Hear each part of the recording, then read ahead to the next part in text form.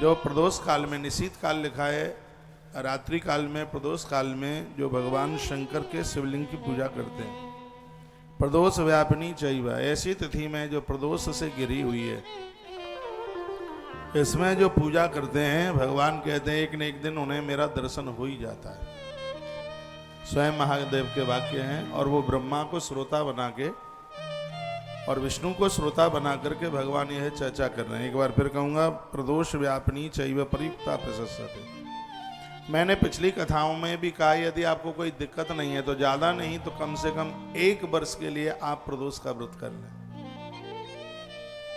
ये तो 3 साल में हर व्रत अपने आप में संपूर्णता धारण कर लेता है, सिद्धि धारण कर लेता है। 3 साल नहीं हो पाते आपसे, 1 साल कर लें।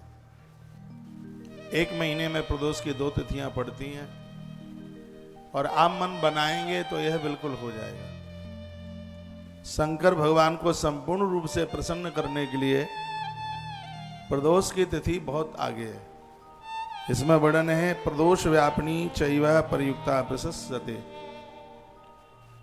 लिखा है, लिंगम बेरम च तेतुल्यम येताम लिंगम उत्तमम।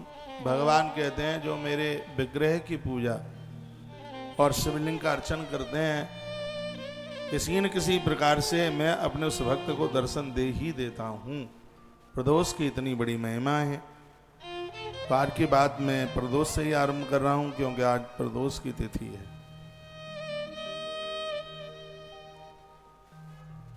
एक तो मेरा आग्रह पूर्वक सभी भक्तों से निवेदन होगा, थोड़ा भीड़ भाड़ ज्यादा है और ब्राह्मण 12 बजे छूटे हैं, इसलिए थोड़ा भंडारे में आज विलंबता हुई है। फलियार और भोजन दोनों तरह की व्यवस्था है। प्लीज परिसर से कोई भूखा नहीं जाएगा। हमारा निवेदन है, 10 मिनट ज्यादा लग जाएंगी। यदि आप भूखे चले गए तो मेरा कथा में मन नहीं लगेगा और मुझे लगेगा कि मेरा महादेव भूखा चला गया। इसलिए थोड़ा सा इंतजार कर लें। जो चीज प्रतीक्षा से मिलती है वो ज्यादा टिकाऊ होती है। माल की कमी नहीं है, हॉल काफी बड़ा है, लेकिन फिर भी संख्या को देखते हुए वो छोटा पड़ता है। अब अपना आश्रम तो है नहीं, वहां तो बड़े बड़े सेट, बड़े बड़े बरामदे बरंडे बने हैं। तो आप मेरे आग्रह को जरूर स्वीकार करेंगे। प्रसाद, भोजन, फलियार जो भी आपको चलता है वह आप लेके ही जाएंगे। कथा में आपका मन नहीं लगता, मुझे कोई दिक्कत नहीं है, लेकिन भगवान के प्रसाद को लेने में आपका मन लगना चाहिए। आप प्रसाद लेके ही जाइएगा। तब तक वहाँ गेट पर काफ़ी भीड़ हो रही है और अभी आधे घंटे में आप सब फ्री हो जाएंगे। तब तक इस परिसर में बढ़िया पंखा चल रहे हैं, ठंडी ठंडी हवा चल रही है और आप बैठ लें और कुछ शब्द कथा के सुन लें। सावन मास है, प्रदोष की तिथि है, सोमवार है, कितने योग बन रहे हैं। महाकाल की धरती है जो कि 7 पुरियों में से है। छिपरा माँ का किनारा है जहाँ सागर मंथन का अमृत यहीं तो डाला गया। कितने योग बने हैं। अब तो मुझे ये लगने लगा है, आप अपने घर पर 1 करोड़ महारुद्राभिषेक करें और यहाँ 1 लुटिया पानी चढ़ा दें। 1 लुटिया पानी करोड़ अभिषेक से बढ़कर के हो। इतनी ये सिद्ध जगह है। यहाँ का किया गया सदकर्म अपने आप में अनंत गुणा फलदायी है। का अस्मान पंचाक्षरम यज्ञे बोधकम सकलस्य च। जो शिवलिंग के पास बैठ करके पंचाक्षर मंत्र का जप करता है उसका मंत्र सिद्ध हो जाता है। शिव पिंडी के पास, शिवलिंग के पास, शिव मंदिर में बैठ के जिस पंचाक्षर मंत्र का जप करते हैं भैया, वह मंत्र अपने आप में सिद्ध हो जाता है। ऐसा वर्णन है। सबसे पहले मंत्रों में ओमकार ही प्रकट हुआ। भगवान शिव ने यह संदेश भगवान नारायण और विधाता ब्रह्मा को यह दिया। भगवान शंकर को ब्रह्मा जी और भगवान नारायण जी पूछते हैं, शिवलिंग की महिमा प्रभु आपने बहुत ज्यादा कही है, शिवलिंग की स्थापना कौन सी जगह पर करानी चाहिए, इसके बारे में आप कुछ बताएं और इस जप के बारे में भी आप कुछ विशेष रूप से बताएं, आपकी कृपा हो। तो वर्णन किया। सूत जी सोनक सिंह को सुनाते कहते अनुकूले शुभे काले पुण्य तीर्थे तटे तथा। जो समय अनुकूल, अनुकूल का मतलब क्या है? अनुकूल का मतलब इतना सा ही नहीं है कि पूर्णमासी है, शिवरात्रि है। देखो आपका ध्यान कथा में नहीं होगा तो बहुत बड़ी चूक हो जाएगी। इसमें लिखा है अनुकूले शुभे काले। अनुकूल का मतलब यह होता है कि जिस समय आपके सब परिवार के लोग इकट्ठे हो जाएं, कहीं रिश्तेदारी में शादी सूदी ना हो, पति को कोई बहुत दूर न जाना पड़ रहा हो किसी कार्य के लिए, उस समय बच्चे भी घर पर चल के आ जाएं, आपके रिश्तेदार भी चल करके आ जाएं, ऐसे समय को अनुकूल समय कहते हैं। आप कहें कि हम पति पत्नी दोनों करा लेंगे, हमें किसी की आवश्यकता नहीं है। तो इसी से महापुराण में लिखा है आप जो भी कोई आयोजन उत्सव करते हैं उसमें आपके रिश्तेदार, आपके खानदानी कुटुंब जन के लोग पधारते हैं, तो उसका महत्व वही है जो ऋषियों को बुला करके महत्व जाहिर किया जाता है। इसलिए कुटुंब, खानदानी, संबंधी लोग, रिश्तेदार लोग, इसलिए तो परंपरा इन सबको बुलाते हैं। तो इस ग्रंथ में कहा है कि इनको बुलाना चाहिए और इनके बुलाना, इनका आगमन अति शुभ है। बेटियां भी उस समय आ जाएं, बहू पियर गई है वो भी आ जाए, डिलीवरी का टाइम ना हो घर में कोई ऐसा, तो उसको इसमें वर्णन किया है कि अनुकूले शुभे काले। ऐसे अनुकूल समय में जहाँ किसी भी प्रकार की बाध्यता ना हो। आप मेरी लैंग्वेज, मेरी भाषा आप समझ पा रहे हैं? अब घड़ी का घंटा तो भाग ही जाता है, 12:55 हो रहा है और तो मैं कुछ बोल नहीं रहा हूँ। बस मैं इतना सा बोल दूंगा कि 1 बजे YouTube चैनल पर जुड़ करके पूरी कथा सुन, छोड़े नहीं। दूसरी बात यह है कहूँगा कि आज सवारी है भगवान की, 5:30 बजे गेट पर आएगी, तो आप कहीं जाइएगा नहीं। 5:30 बजे हम और आप सब महाकाल राजा के दर्शन आनंद के साथ करेंगे। तीसरी सूचना यह है कि यदि आपसे बन जाए तो संध्या काल का, प्रदोष काल का अभिषेक पूरा प्रदोष काल में ही होगा। तो प्रदोष काल में आप रुद्रा अभिषेक आप कर लें, उसमें आप बैठ जाएं, क्योंकि सोमवार भी है, प्रदोष भी है, सावन भी है, महाकाल की धरती भी है, छिपरा का किनारा भी है। ऐसे दुनिया भर के योग बन गए हैं आज। आप स्थानीय लोग भी और बाहर से हमें सुनने वाले लोग भी। तनख्वाह न मिली हो कोई चिंता की बात नहीं है, महीने बाद दे देना, 2-3 महीने बाद जमा कर देना, 6 महीने बाद जमा कर देना, और ना बन पावे तो 2024 के सावन में कर देना जमा, कोई दिक्कत नहीं है।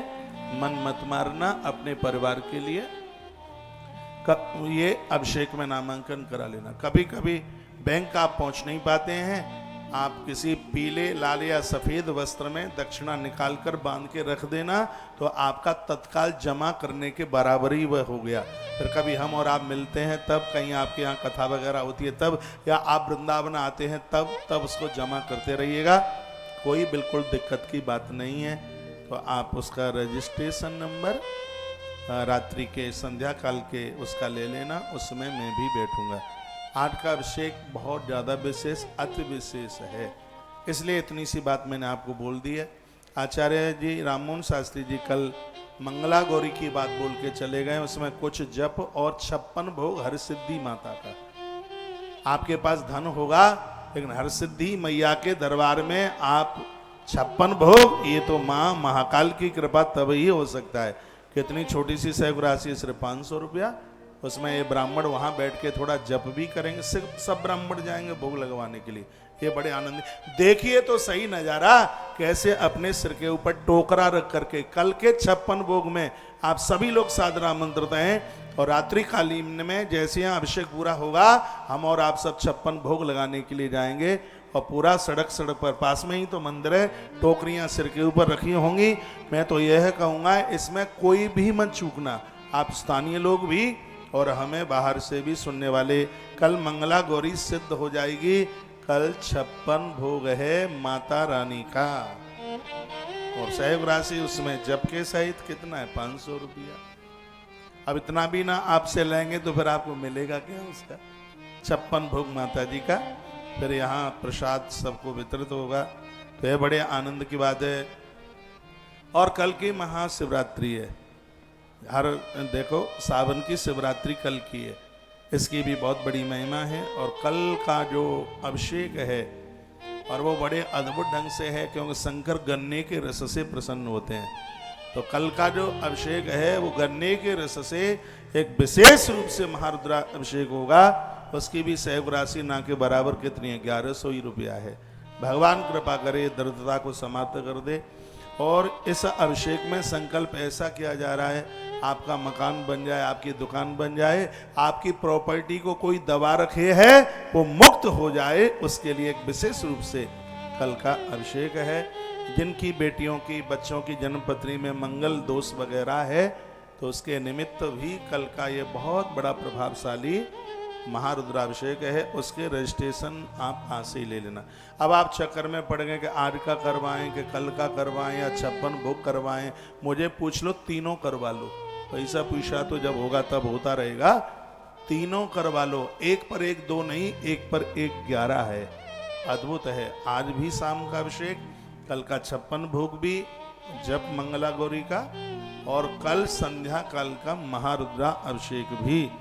पैसा होगा 2022 के सावन के ये शुभ योग मुहूर्त नहीं होंगे, इसलिए इसमें आप जरूर जुड़िएगा। 15 अगस्त मुंबई, पूरा एड्रेस आपके पास पहुंच गया है। बॉम्बे के भक्त लोग सुन पा रहे हों, अद्भुत सिद्धि विनायक साधना और अपना भारत दोनों को मिलाकर एक प्रवचन है, आप जरूर वहां पधारिएगा। ठीक है, नासिक की सूचना आप सबको मिली गई है। इन्हीं शब्दों के साथ जय महाकाल, हर हर महादेव। आश्रम के सभी नंबर चालू होंगे। हो सकता है कि आश्रम में ना पता हो 56 भोग के लिए, और तो आप उन्हें सूचना दे देना कि महाराज ने अनाउंस किया है। और फ़ोन नहीं उठता है तो आप मैसेज कर दें, रात्रि तक आपके मैसेज सब चेक हो जाएंगे। और अभिषेक के रजिस्ट्रेशन आपको यहाँ से प्राप्त हो जाएंगे। पता नहीं क्या छौंक दिया, नाक क्या पकड़ रही है पीछे। एक बार जयकारा लगाओ। कहाँ है नाक? इधर है पीछे। दुनिया भर का लहसुन प्याज नाक में घुस गया। यहाँ की तो बड़ी पवित्र रसोई है, यहाँ तो कुछ चलता ही नहीं है, ऐसा इधर से आ गई हवा।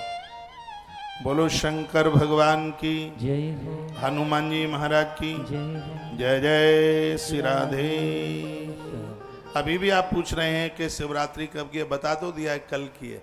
शिवरात्रि की बहुत बड़ी महिमा है। शिवरात्रि मंगला गौरी, मंगलनाथ की भूमि पर, ये कितनी बड़ी अद्भुत बात है।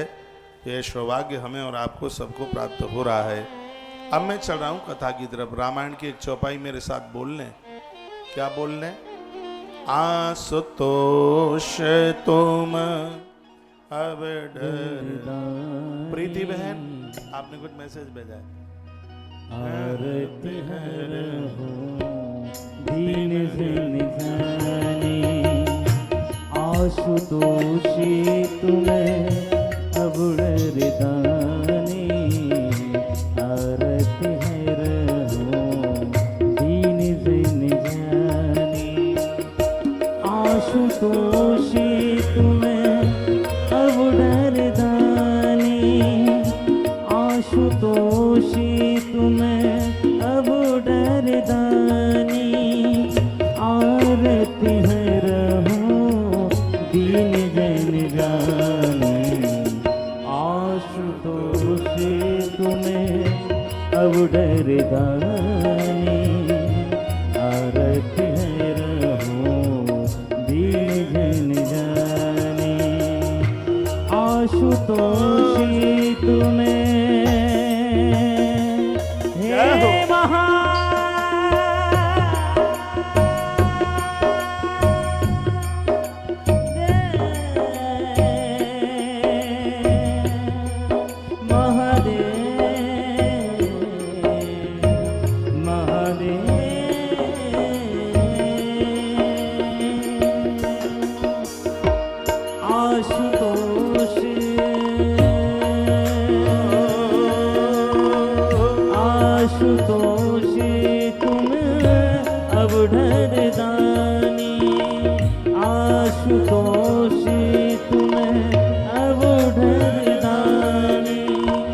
आरती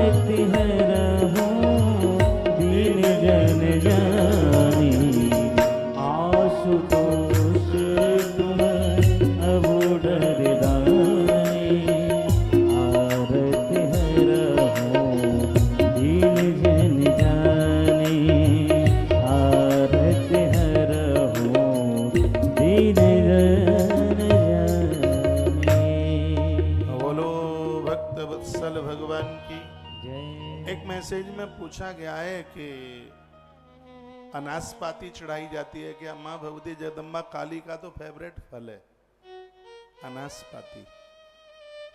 उसको चढ़ाने में बिल्कुल कोई भी दिक्कत नहीं है, देवताओं को ये फल चढ़ाए जाते हैं। जो नहीं चढ़ाए जाते हैं वो आपको बताइए, लहसुन, प्याज, सलगम, मूली। मूली का भी भोग नहीं लगता भगवान को। मूली खाने में बहुत फायदेमंद है, बहुत बढ़िया है, बहुत अच्छी है, लेकिन कोई बात रही होगी। और अनुष्ठान में तो कुछ चीज़ ऐसी हैं, अदरक नहीं चलता, गाजर नहीं चलती, बैगन नहीं चलता, मूली नहीं चलती, मसूर की दाल नहीं चलती।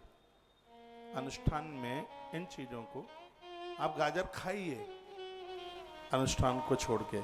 हेमोग्लोबिन बढ़ता है गाजर से, स्वास्थ्य के लिए बहुत लाभदायक है। आंख की रोशनी बढ़ जाती है गाजर खाने से, लेकिन उसमें निद्रा है। गाजर का रस पीने से अनिद्रा, नींद की बीमारी खत्म हो जाती है। साधक साधना में सो न जाए, इसलिए मना कर दिया। मूली ठंडक ज्यादा करती है। अब कोई पूजा में बैठा है, जप कर रहा है और मूली खा करके नाक टपकेगी, बार बार पहुंचेगा, पवित्र होगा, इसलिए मूली को मना कर दिया, और कोई बात नहीं है। देखिए सिद्धांत ये बड़े अद्भुत हैं। ये चीजें आयुर्वेद में बहुत लाभदायक है। लहसुन खाने वाले को पैरालाइसिस नहीं होता, उसको हैजा नहीं होता जो प्याज लेता है। मैं इसका प्रचार नहीं कर रहा हूं। हाँ, इनमें इनका स्वभाव ऐसा है, इसमें चिड़चिड़ापन है, व्यक्ति झगड़ालू हो जाता है, स्वभाव का लड़ाकू हो जाता है, इसलिए हमारे साधकों ने उसको मना कर दिया। आप खा लेते हैं तो ऐसा नहीं है कि धरती फट गई, आकाश गिर गया। थोड़ा वो साधक के लिए स्वभाव में थोड़ा ऐसा ही है, इसलिए बोला है। अब मैंने गाजर बोल दी है, आप कहेंगे गाजर इतनी अच्छी है तो फिर ऐसा क्यों बोल दिया। आप झपकी लगा के सो ना जाए, इसलिए। ऐसी हींग है, हींग साधक, देखो हींग कितनी अच्छी है, पेट में गैस नहीं बनती हींग खाने से, हींग लेने से। लेकिन हाँ, जिसको नींद नहीं आती है उसको हींग का पानी घोल के दे दो, खर्राटे भर के सो जाएगा। साधक सो ना जाए इसलिए मना कर दिया साधुओं ने, इसलिए। तो आपने प्रश्न पूछा है, मैंने जवाब दिया। अनासपाती तो बहुत फायदेमंद है, मैंने तो एक वीडियो भी डाली अनासपाती के लिए। तो अनुकूले सुबह काले पुण्य अनुकूले, जब भी आप कोई प्राण प्रतिष्ठा कराते हैं, भैया चक्कर घूम रहा है, देखो सही है। लगता है मेरे मोबाइल में पैसे खत्म हो गए, चार्ज करा दो इसको, करा दो कहीं से। दीदी तुम कर दो, थोड़े से डाल दो, प्रीति। हाँ, वो डाल देगी, बहन डाल देगी, लेकिन वापस लेना पड़ेगा। ट्रस्ट का काम करता हूँ, मेरा अपना खुद का तो कोई काम नहीं है इसमें। बैठे बैठे कर, नंबर है मेरा, हाँ उसी से कर दो। बोलिए बांके बिहारी लाल की, श्री हनुमान जी महाराज की जय जय श्री राधे, जय जय श्री राधे। तो ये श्लोक मुझे से पुराण। अब मेरे तरफ देखिए, अब सब नहीं चार्ज में लग जाना फोन को, बस मैंने जिनको बोल दिया वही कर रहे हैं। अब मेरे तो फोन में ऐसी व्यवस्था है नहीं कि मैं इसके बटन दबाऊं और इसमें पैसे हाल चार्ज हो जाए, आता ही नहीं है इतना सब कुछ।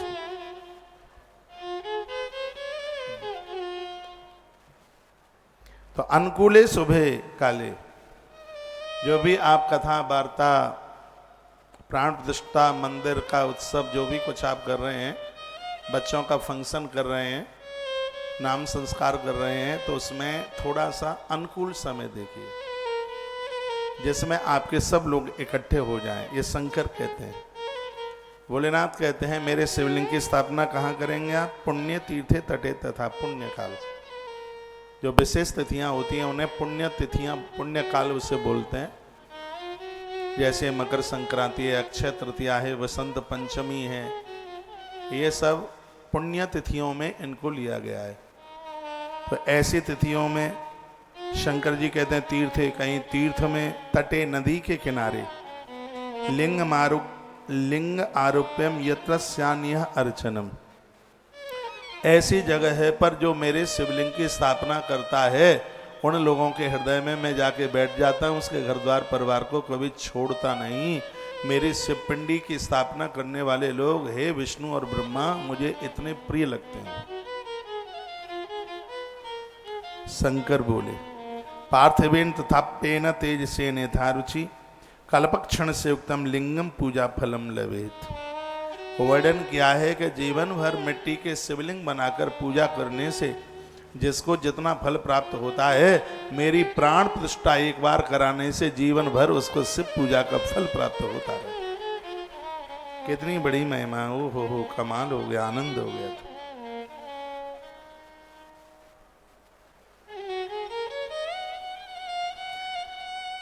भगवान कहते हैं लिंगम पीठम चरितेकम लिंगम बाण कृतम बिना, बाण कृतम बिना। उस बहन की जगह मत घर लेना, वो अभी आ रही है बैठने। इधर देखिए आप, लिंगम पीठम चरित्वकम, जिस धातु का शिवलिंग है पीठ उसी धातु की होनी चाहिए। एक नर्मदेश्वर को छोड़े, माता उधर देखें, एक नर्मदेश्वर को छोड़ के रखे।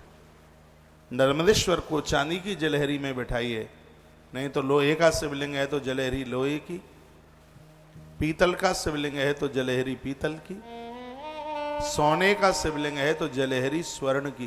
ये भगवान शंकर कहते लिंगम पीठम, जैसा धातु का लिंग है। पारदेश्वर भगवान भी यदि पारे की शिव पिंडी है तो नीचे की जलहरी भी पारद की हो, पारे की हो तो ज्यादा प्रभावशाली।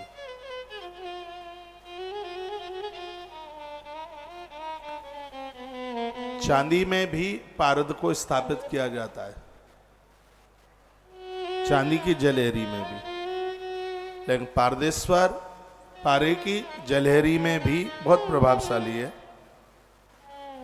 न्यूनन्यत फलम मल्पम स्यादितकम नई विदुष्यते कर्तुरेकांग न्यूनम चरेमी चतुर्थ। जो भगवान कहते हैं जिस धातु के द्वारा लिंग निर्मित है उसी धातु का उसका सिंहासन भी निर्माण करा दे। चांदी के आपके भगवान हैं, पिंडियां हैं, और चांदी के ही, सुनिए, चांदी के ही सिंहासन हो, बहुत ज्यादा बढ़िया है। एक लकड़ी का सिंहासन गृहस्थ लोगों के लिए, जो बड़ा वाला जो सिंहासन जिसको मंडप कहते हैं, लकड़ी के सिंहासन की बड़ी महिमा का उसका वर्णन किया। उसमें किसी भी धातु के देवता हों उसमें बैठ सकते हैं। हाँ जी, संपूज्य लिंगम सद्दाद्य पंचस्थान यथाक्रमम अग्नौ चोत्ता बहुधा हविषा सकलम चमाम। मंदिर ऐसी जगह पर ना बनाया जाए जहाँ अग्नि का प्रकोप है बहुत ज्यादा, जहाँ आग का खतरा है। इन सब चीजों को भगवान ने कहा। ये बात मैंने आपको एक दिन बोली दी है, सुवर्ण पूरते स्वभ्य नवरत्न पूरते, 9 रत्नों के भी शिवलिंग और उससे भी भगवान अपने आप में बहुत खुश होते हैं। मूंगा, गोमेद, हीरा, ये सब नवरत्न में ये सब आते हैं। आइए कुछ और भी बातें हैं, सुनिए। भगवान कहते था देवी मुबा अंकम धृत्वा तिष्ठति शंकर। सूर्य कहते स्वर्ण कृष्णों को। जिस प्रकार से भगवान शिव ने पार्वती को अपनी गोद में बिठा रखा है, पार्वती को भगवान बड़ा स्नेह करते हैं। पार्वती भक्ति रूप है, इसको स्त्री पुरुष के रिश्ते से न जोड़िएगा। पार्वती श्रद्धा है। वर्णन है कि जैसे भगवान महादेव ने पार्वती को अपनी गोद में बिठा रखा है, यस्यांकेच विभात भूदरसुता, भूदरसुता यानी पर्वत की बेटी को भगवान ने जैसे अपनी गोद में बिठा रखा है, यथा देवी मुपामंकम धत्ता तिष्ठत शंकरा, ये श्लोक है।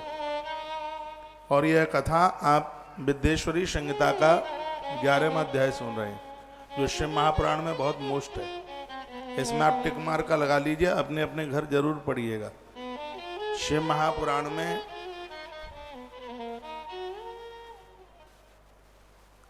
अद्भुत कथाएं हैं, एक से एक संहिता है, लेकिन उसकी विद्येश्वरी संहिता बहुत प्रभावशाली है। और उसमें भी 9 अध्याय से लेके 17 अध्याय तक का ये चैप्टर बड़ा अद्भुत है। इसमें कुछ जप विधि ऐसी तमाम बातों का वर्णन किया है। वैसे तो ये पूरा ही, इसमें रुद्राक्ष महात्म्य है, बड़ा अद्भुत है ये। इसमें बेल महात्म्य है, बड़ा अद्भुत है ये। आप सुनिए। दिथा देवी मुमा अंकम धृत्वा तिष्ठति शंकरः, यानी इस श्लोक का अर्थ है कि भगवान शंकर ने जैसे भगवती जगदम्बा को अपनी गोद में बिठा रखा है, तथा लिंगमिदं पीठम धृत्वा तिष्ठति संततम, उसी प्रकार से जिसने धरती पर शिवलिंग की स्थापना की है, परमात्मा उस भक्त को भी अपनी गोद और हृदय में ऐसे ही विराजित कर लेते हैं। ईश्वर को वो भक्त बड़ा प्रिय है जो शिवलिंग की स्थापना की है, बहुत ज्यादा प्रिय है। लिखा है पूजये चेतान्यायम कर्मा शिव सत्पद प्रदम आवाहनम चास। आपने सुना है क्या कि वक्ता लोग ये कहते हैं कि शंकर को रोली कुमकुम न चढ़ाओ? सुना है? तो एक श्लोक लिख लो, मैं आपको बता रहा हूं। श्री शिव महापुराण विद्येश्वर संहिता अध्याय नंबर 11 और श्लोक नंबर 26। इसमें भगवान के षोडशोपचार पूजा की बात कही है। 16 चीजों से भगवान की पूजा, तो 16 चीजों में गंध का नाम आया है। और मैं ये श्लोक बोल रहा हूं, सुनिए। किस किस चीज से, वो 16 चीज क्या क्या हैं जिससे महादेव की पूजा होती है, और ये खुद महादेव बता रहे हैं। कहते हैं आवनम चासनम चह अर्गम पाद्यम तथैव च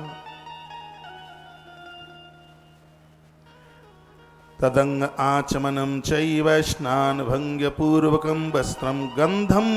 वस्त्रम गंधम लिखा है। गंध के बिना षोडशोपचार पूजन होता ही नहीं है। ऐसा 33 करोड़ देवताओं में कोई भी देवता नहीं है जिसको गंध न चढ़ती हो, जिसको ये रोली कुमकुम न चढ़ता हो। मैं एक शंकर की बात नहीं, मैं 33 करोड़ देवताओं की बात कर रहा हूं। ऐसा कोई देव नहीं है जिसको गंध नहीं चढ़ती हो। वस्त्रम गंधम तथा पुष्पम धूपम दीपम निवेदनम नीराजनम च तांबूलम नमस्कारो विसर्जनम अथा अर्धाधिकम कृत्वा नैवेद्यान्तम यथा विधि यथा अभिषेकम नैवेद्यम नमस्कारम च तर्पणम यथा शक्ति सदा कुर्यात कर्माक्षी शिवा शिव पदम।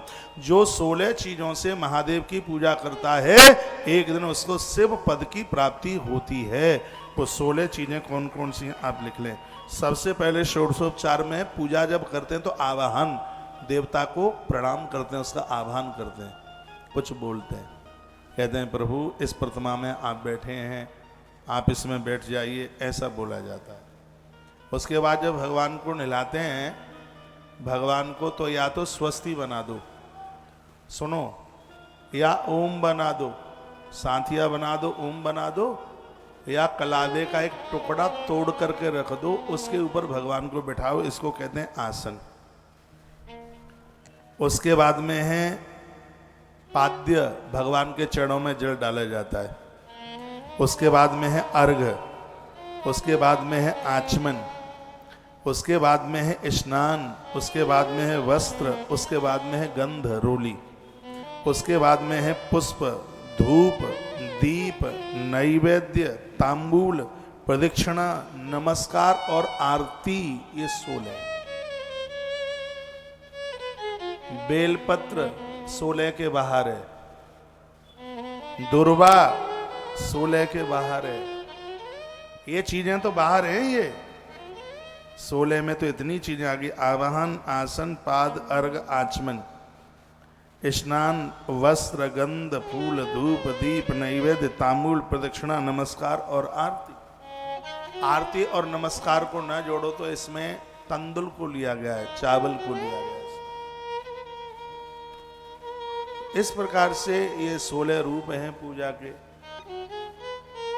यदि थोड़ा बहुत भी आप मेरे ऊपर विश्वास कर लेते हैं तो भगवान शंकर को रोली से, कुमकुम से जरूर पूजिए। सूखी रोली नहीं, उसमें जल डालें।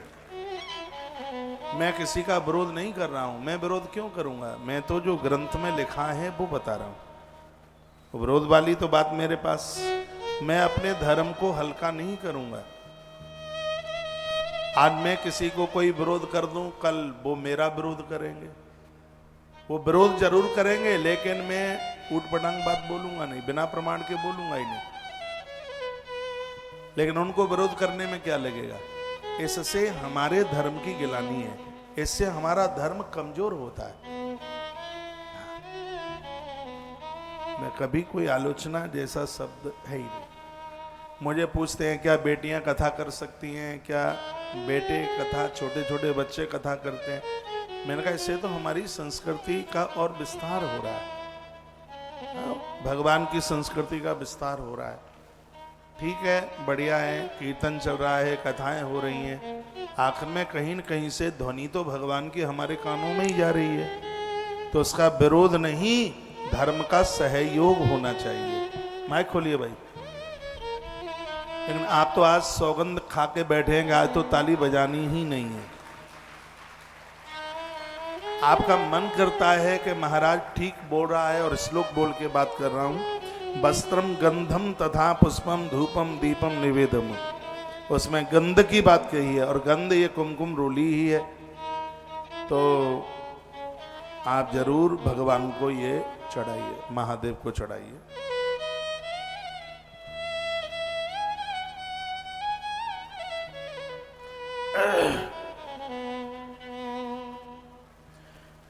भगवान शंकर के लिए कुछ विशेष पिंडियों की बात कही गई है, जैसे मृतका मिट्टी की पिंडी, गोमय मिट्टी में गैया का गोबर मिलाकर और उसकी पिंडी बनाई जाए और भगवान शिव का अभिषेक किया जाए, तो इससे महादेव बहुत प्रसन्न होते हैं।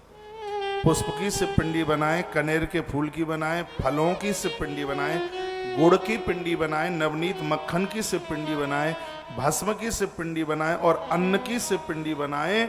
तो भगवान कहते हैं कि इन सब चीजों का निर्माण करने वाला व्यक्ति मुझे प्राप्त कर लेता है, उसके ऊपर मैं अति प्रसन्न हो जाता हूँ। आटे के शिवलिंग बनते हैं, एक दिन मैं बोला हूँ, गुड़, मिट्टी में गुड़ डालकर, मक्खन डाल करके इन सब की पिंडियां बनाई जाती हैं।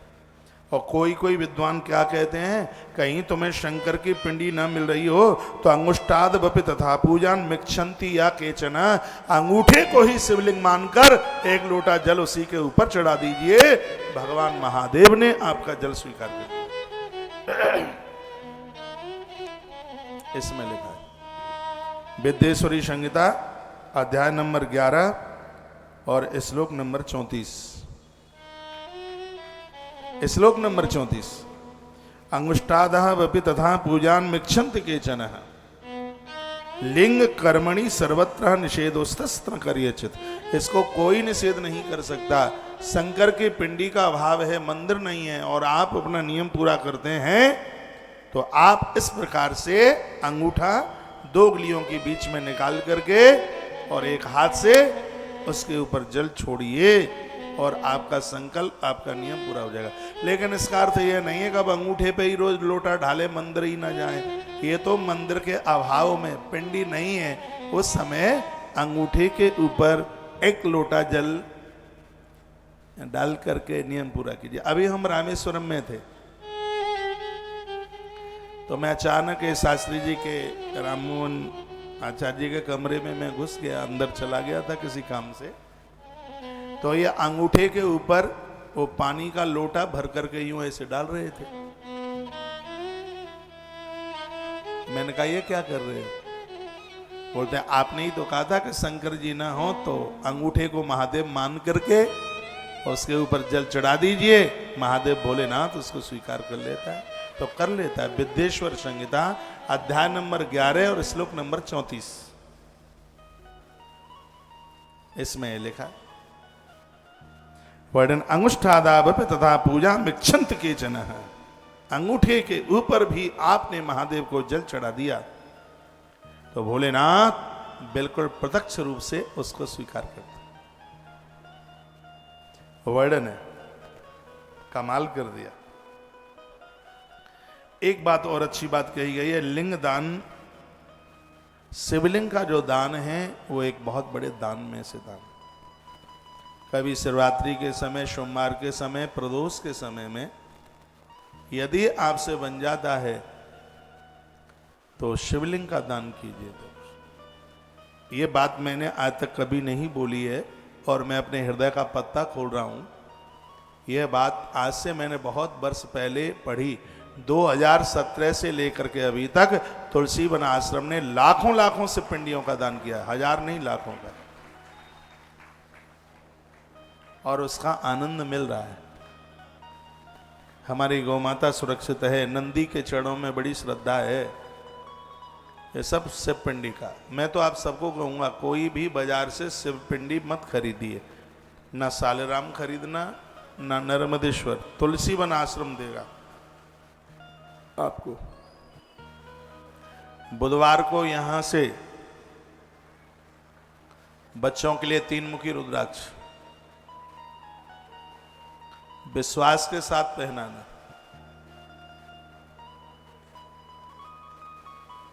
तीन मुखी रुद्राक्ष शाम को 4 बजे कथा छूटेगी, सबको देंगे बुधवार को। बहनों को संतान नारियल की भी व्यवस्था की गई है। जैसे जैसे आपको टाइम मिले वैसे वैसे आप आते रहिएगा, ठीक है। लिंग दर्शन मात्रम मान्यमेना सेवा प्रदम। थोड़ा बहुत समय भी यदि कोई नियम से शिवलिंग दर्शन का संकल्प ले ले, उसके संपूर्ण कार्य पूरे हो जाएंगे। तो सौनक ने पूछा, किसी का ऐसा नियम है कि वो रोजाना शिवलिंग का दर्शन करे और जल चढ़ाए और वहां मंदिर ना हो तो फिर क्या करे? तब का अंगुष्ठादापि तथा पूज में छंद के चना। उस समय अंगूठे को ही शिवलिंग मानकर उसके ऊपर जल चढ़ा करके और अपने इस नियम को पूरा कर ले, उसका संकल्प टूटेगा नहीं, उसका नियम पूरा होगा। कितनी सरल पूजा है शिव की। शंकर तो कोई बहुत बड़ा मंदिर भी नहीं चाहते, वो तो चाहे जहाँ 4 ईंटा रख के पधरा दो वहीं बेचारे राजी है। ऐसा तो भोला, आहा, सच में ही भोला है, बड़ा प्रभाव है उसका। भगवान सदाशिव भक्त के ऊपर बड़ी कृपा करते हैं। जो शिवलिंग का दान करता है उसे शिव पद की प्राप्ति होती है, ऐसा वर्णन लिखा है। सर्वत्र फलदाता ही प्रयासान गुणम।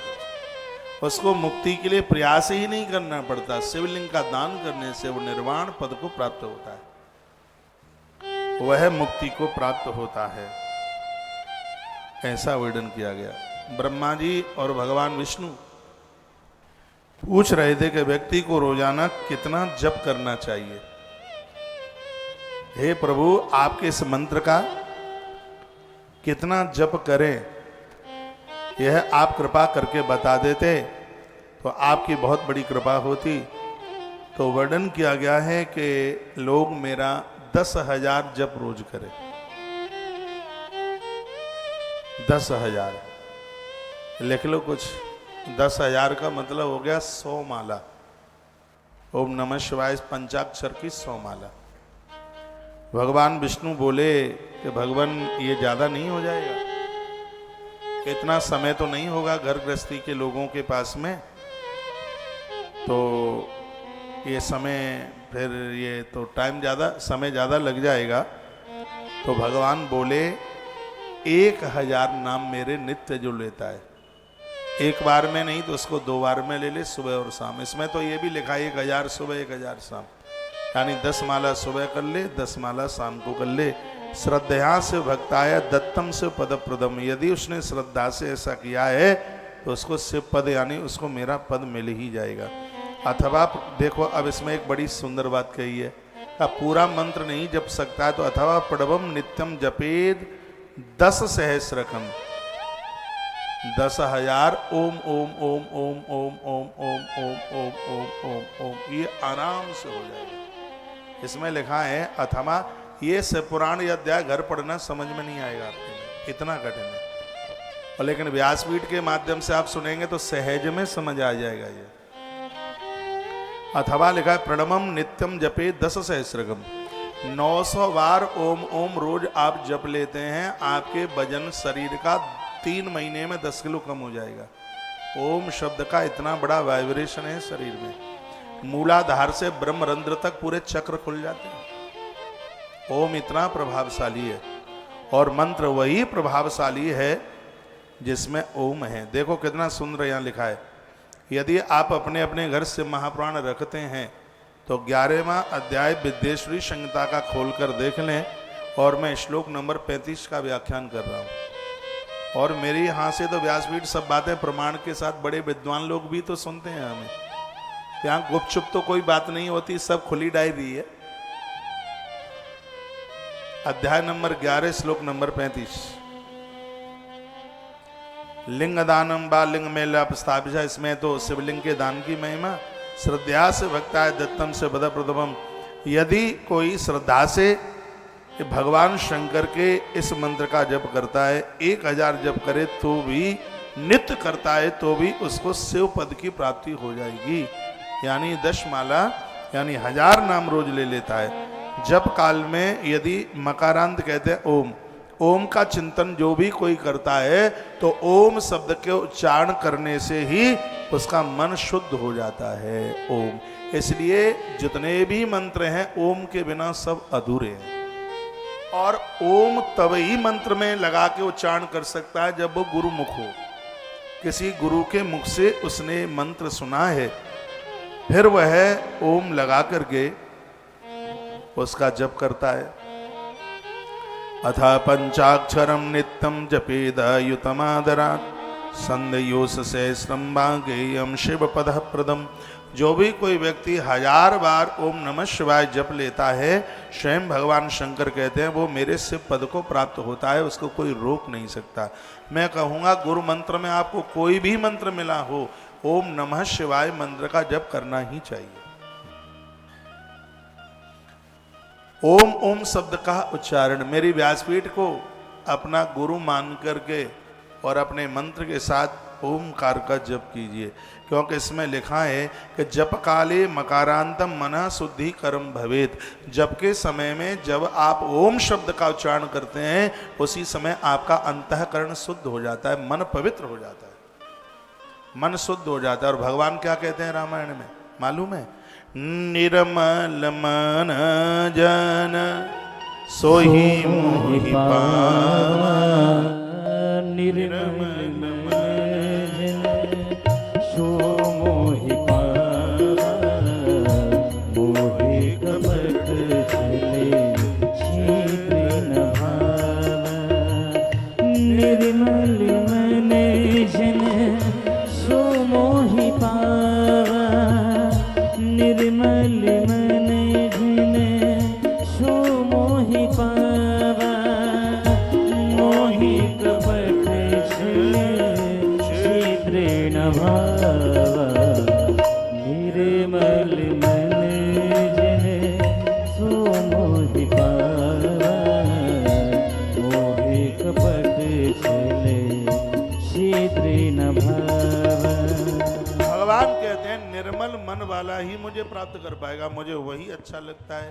शिव महापुराण में लिखा है, इसमें कहा गया है कि जब आप जप काले मकारांतम मन शुद्धि कर्म भवेत, जप काल में जब ओम शब्द का आप उच्चारण करते हैं उसी समय आपका मन शुद्ध हो जाता है, और जब मन शुद्ध होता है तो उसी हृदय में तो भगवान आकर के बैठते हैं। कितनी अच्छी और कितनी सुंदर बात कही है, आनंद कर दिया। और एक बात इसमें बड़ी अच्छी कही गई है, वो ये है कि जब तक मंत्र गुरु के मुख से नहीं सुना जाता तब तक वह फलदायी नहीं होता। ये बात लिखी गई है श्लोक नंबर 40। ये सब बातें प्रमाणित हैं श्री विद्येश्वरी संहिता शिव महापुराण की अध्याय नंबर 11 और श्लोक नंबर 40। इसमें क्या लिखा है? इसमें बढ़ने के दीक्षा युक्तम गुरु ग्राह्यम मंत्र यही थे फलाप्तये। दीक्षा लेकर गुरुदेव के मुख से जब मंत्र सुना जाता है तभी वह फलदायी होता है, यानी तभी वो जागृत होता है। जब वो बीन बजाता है ना सपेरा, तो उस समय वो गुमची बांधे हुआ वो सांप बीन की आवाज सुनता हुआ एकदम जाग जाता है। उसी प्रकार से मंत्र भी जब गुरु मुख से निकलता है तो भुजंग सांप की तरह मंत्र खड़ा हो जाता है, जागृत हो जाता है। यूं तो मंत्र चाहे जहां लिखे हुए मिल जाते हैं, लेकिन दीक्षा युक्तम गुरुर्ग्राह्यम, दीक्षा के समय पर गुरुदेव के मुख से जब सुनकर यही था फल प्राप्त है माप्त है, तभी उसके द्वारा फल की प्राप्ति होती है। मंत्र जागृत होता है गुरुदेव के द्वारा। कहा है सहस्रम बागेयम से पदप्रदम, वर्णन कर दिया कि मंत्र दीक्षाम मातका न्यास में एवं। अरे इसमें और बड़ी सुंदर बात कही है। इसमें वर्णन जैसे कुंभ स्नान से आदमी बिल्कुल पावन हो जाता है। कुंभ स्नान, कुंभ के स्नान में मैंने कहा है कि 1000 काम छोड़कर कुंभ स्नान जाइए। इसमें लिखा है कुंभ स्नान मंत्र दीक्षा मात्र का न्यासमेव वचा। कुंभ स्नान जैसे व्यक्ति को बाहर से पवित्र कर देता है, मंत्र दीक्षा व्यक्ति को अंदर से पवित्र कर देती है, अंदर के कलमशों को समाप्त कर देती है। इस धरती पर मंत्र दीक्षा से बड़ा विधान नहीं है कोई। ईश्वर प्राप्ति के लिए मंत्र दीक्षा परम साधन है। अब यहां पूछा गया है कि दीक्षा किससे ने। अब ये सब बातें मैं जब बोलता हूं तो बहुत लोगों को तो बुरा लग जाता होगा। इसमें लिखा हुआ है कि मंत्र दीक्षा सिर्फ और सिर्फ ब्राह्मण से ही लेनी चाहिए और किसी से नहीं। कोई मेरी बात काट के तो बताए। विद्येश्वरी संहिता के अध्याय नंबर 11 के श्लोक नंबर 41 में ये बात लिखी है कि गुरु सिर्फ ब्राह्मण ही होना चाहिए। एक बात और, जो यहाँ जो बातें लिखी हैं वो मैं आपको निवेदन, पहले ये श्लोक मैं बोल दूं नहीं तो कहीं मेरे दिमाग से ना उतर जाए। 41 नंबर का श्लोक है। इसमें लिखा है कि ब्राह्मण सत्यपूतात्मा गुरुर्ज्ञानी विशिष्यते। ब्राह्मण पवित्र जो ब्राह्मण है वही विशेष गुरु है। इसमें स्पष्ट है ब्राह्मण सत्यपूतात्मा, ब्राह्मण अपने आप में पवित्र है। गुरु ज्ञानी, ऐसा ब्राह्मण ही गुरु। इसमें लिखा है ज्ञानी, अंधकार में ना हो, वो भी ज्ञानी हो, समझदार हो, पढ़ा लिखा हुआ हो, जानकारी रखने वाला हो। गुरु ज्ञानी विशेषतः, जिसके पास ज्ञान है, जिसके पास परंपरा है, वही विशेष गुरु है। इसमें स्पष्ट भगवान शंकर के वाक्य हैं और वो नारायण और ब्रह्मा को कहते हैं। कहा कि मंत्र दीक्षा मातकांशमेवचा, मंत्र दीक्षा है वो ब्राह्मण सत्यपूतात्मा, ब्राह्मण भी पवित्र हो। और ब्राह्मण जो गुरु है वो सब गुरुओं में अपने आप में विशेष होता है। लेकिन ये बड़े भाग्य से मिलता है, यह बड़े पुण्यों से मिलता है। जितने भी धरती के जो गुरु हैं उनके लिए भी अपराध की बात कही गई है। यदि उसको अपनी जाति छोटी जाति है और उसने ब्राह्मण को दीक्षा दे करके और उससे पाम छुपाए हैं, उसका पूरा धर्म कर्म साफ समाप्त हो जाएगा, कुछ नहीं बचेगा। उसके परिणाम विपरीत हो जाएंगे, उल्टे हो जाएंगे। आप प्रवचन कीजिए, लोगों को विचार दीजिए, ये सब ठीक है, लेकिन आप मंत्र दे करके अपराध कमाते हैं, बिल्कुल भी ठीक नहीं है। लेकिन वो लोग कैसे हैं? यहाँ तो जैसे बिटिया को दिया जाता है किसी घर में तो कितना कुंडवा, कितना सब कुछ देखा जाता है। जहाँ से आप मंत्र लेते हैं ये भी देखिए उनके गुरु कौन है, उनके गुरु के गुरु कौन है, कौन सी जाति का है, कैसा चरित्र है, कैसा व्यवहार है। ये सब चीज़ों का पता होने के बाद ही गुरु दीक्षा लेनी चाहिए। ऐसा 41, 42, 43 इन श्लोकों में इसी बात का वर्णन किया गया।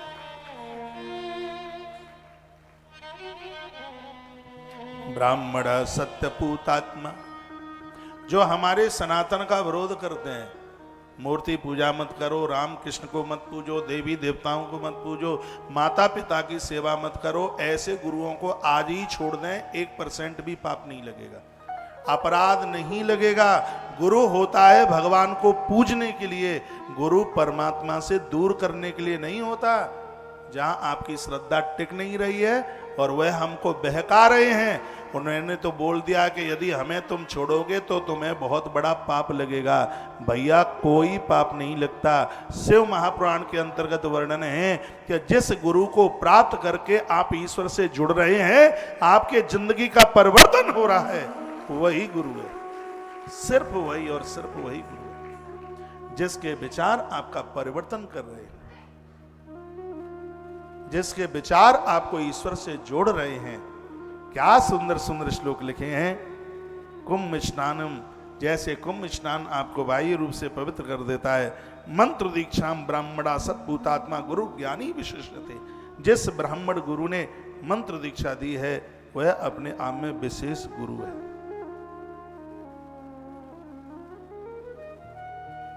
एक ऐसा ब्राह्मण है जो चारों वर्णों का गुरु है। ब्राह्मण का गुरु ब्राह्मण ही हो सकता है और कोई दूसरा नहीं हो सकता। याद रखना इस बात को, गलती मत कर बैठना। ब्राह्मण का गुरु ब्राह्मण होता है, ब्राह्मण का गुरु अग्नि होता है, ब्राह्मण का गुरु शिव होता है और ब्राह्मण का गुरु विष्णु होता है।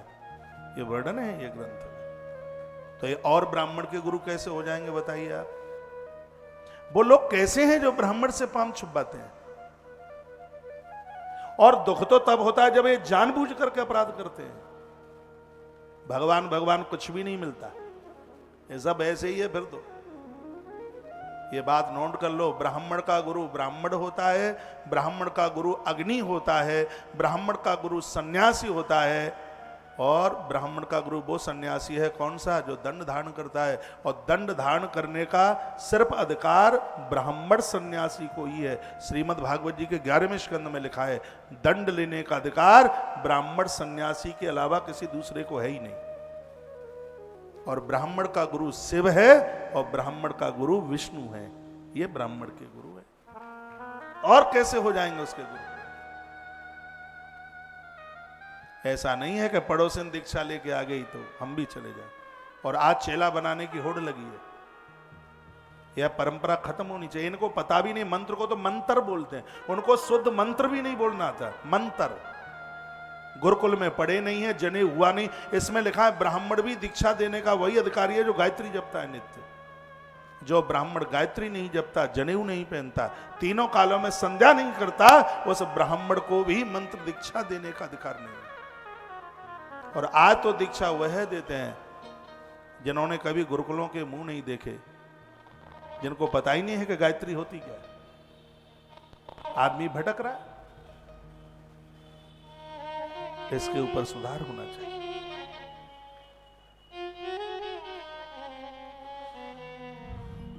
यह गुरु और शिष्य का जो संबंध है अनवरत है, अद्भुत है, अटल है, शाश्वत है, नीचे से लेकर ऊपर तक चलने वाला। इसमें जल्दी मत कीजिए, इसमें बहुत विचार के, इसमें बहुत सोच के। लोभी गुरु लालची चेला, होय नरक में ठेलम ठेला।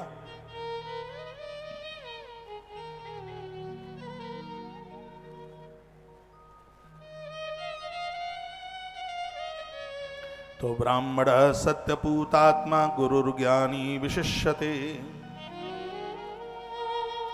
देखो क्या सुंदर लिखा है, गुरु से दीक्षा पूर्वक मंत्र ग्रहण करना चाहिए। इसमें लिखा है, गुरु जो जाति से ब्राह्मण हो वह दीक्षा के लिए सर्वश्रेष्ठ कहा गया है। इसके ऊपर मैंने प्रेम से टिक मार कर, एक बार कैमरा लेके आओ मेरे पास, ये पेज हम लाइव करा दें। देखो देखो तो सही, टीवी की स्क्रीन पर इसको देखिए, नहीं तो बहुतों के पेट में दर्द हो रहा होगा मेरी बातें सुन रहे होंगे तो। और मैंने तो पेन से रच के रख दिया है पूरा कागज।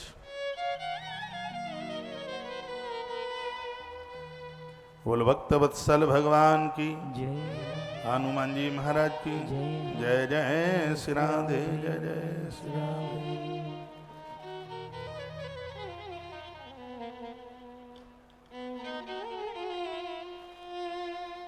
पहले तो श्लोक कर दे भाई।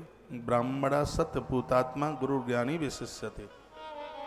इसका अर्थ यह होता है, इसका अर्थ भी लिखा है, कहा कि जो मंत्र के फल की प्राप्ति चाहते हैं तो बिना दीक्षा के मंत्र का फल नहीं मिलता। इसमें लिखा है दीक्षा पूर्वक मंत्र ग्रहण करना चाहिए। जैसे औषधि बिना वेद के लेंगे तो नुकसान पहुंचा सकती है, और उसी प्रकार से मंत्र भी मन मुताबिक जपेंगे तो ये गड़बड़ हो सकता है।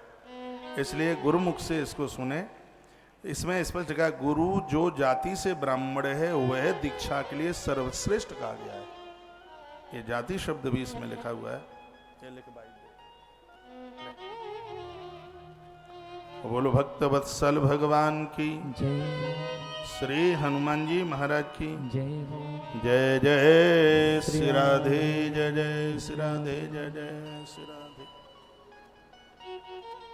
मैं ये विरोध नहीं कर रहा हूं, मैं शास्त्र की बात कहकर समाज के ऊपर उपकार कर रहा हूं। सही मानिए, जो लोग भटक रहे हैं, जिनको कुछ पता ही नहीं है, मैं विरोध नहीं कर रहा हूं, विरोध क्यों करूंगा मैं? नहीं तो ताको काम ताइए छाजे, नहीं तो पीठ के ऊपर मोंगरा बाजे। अपने अपने जो काम है वो करें। ब्राह्मण जूता की दुकान खोल के बैठता है तो उसको अभी तो मैं विरोध करता हूं। सबके काम है। वैश्य का अपना काम है व्यापार का, क्षत्रिय का काम है एक एक बच्चे को पहुंचा वहां पर तैनात करके मिलिट्री। क्षत्रियाणियों के दूध का सौभाग्य तो है कि उनका बच्चा देश और धर्म की रक्षा में लगे, ये उनका काम है। ब्राह्मणों का काम है ये देवियां अपने अपने बच्चों को शास्त्रों में निपुण बनाए। ये काम है, चारों वर्णों के अपने काम है, और उससे लोग भटक रहे हैं।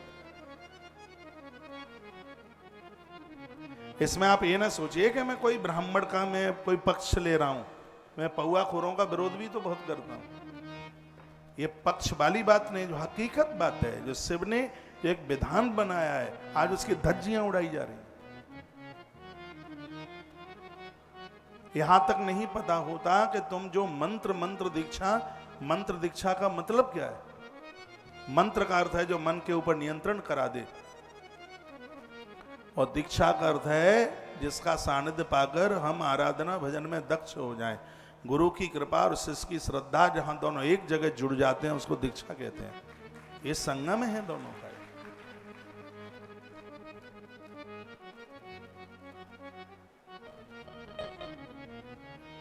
थोड़ा और प्रसंग आगे के लिए बढ़ाऊं।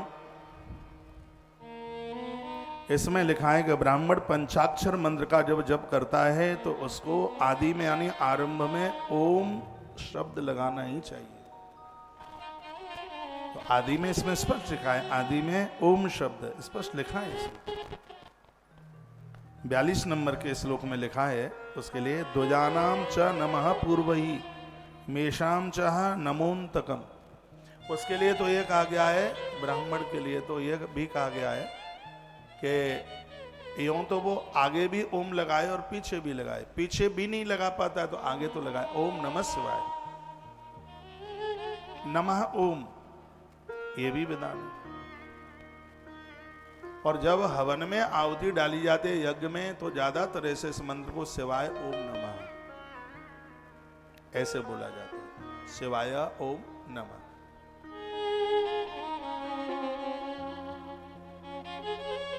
ओम नमः शिवाय, बहुत ध्यान से सुनेंगे। ओम नमः शिवाय ये मंत्र जपना चारों वर्णों का अधिकार है।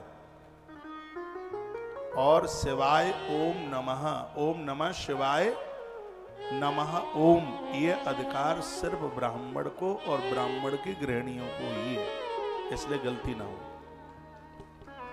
ये बातें सब क्लियर करना जरूरी होता है। चारों वर्णों के लिए ओम नमः शिवाय जपने का अधिकार है, लेकिन ओम नमः शिवाय नमः ओम यह अधिकार ब्राह्मण और ब्राह्मण की गृहिणियों को यह अधिकार है। इसको वर्णन ब्राह्मण पंचाक्षर मंत्र का जप करते समय नमः शब्द का प्रयोग आदि में ओम नमः शिवाय करे, और वर्ण पंचाक्षर मंत्र का जप करते समय नमः शब्द का प्रयोग ओम शिव। हाँ, इसमें देखो स्पष्ट शब्द। कुछ लोगों का यह मत है कि स्त्रियों की यथाविधि अंत में नमः शब्द लगाकर उसका जप करें। और मैं एक बात और निवेदन करूंगा, चारों वर्णों के लोग ओम नमः शिवाय तब ही जप सकेंगे जब आपका कोई गुरु है। यदि उसने दीक्षा नहीं ली है तो ओम नमः शिवाय नहीं, उसके लिए खाली नमः शिवाय का ही उच्चारण किया जाएगा।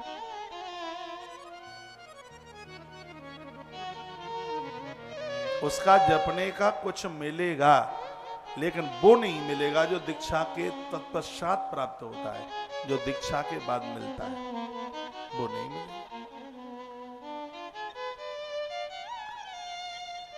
एक बात मैं और आपको निवेदन करूंगा, यदि आप महादेव को मानते हैं, कभी किसी गुरु से आप दीक्षा लेने के लिए जाते हैं तो उनको एक बार यह जरूर बोल दीजिएगा कि गुरुदेव हम शंकर जी को मानते हैं, एक बार आप हमें महादेव का मंत्र भी सुना दीजिए। फिर वो सुना देगा ओम नमः शिवाय, वो सुना देगा।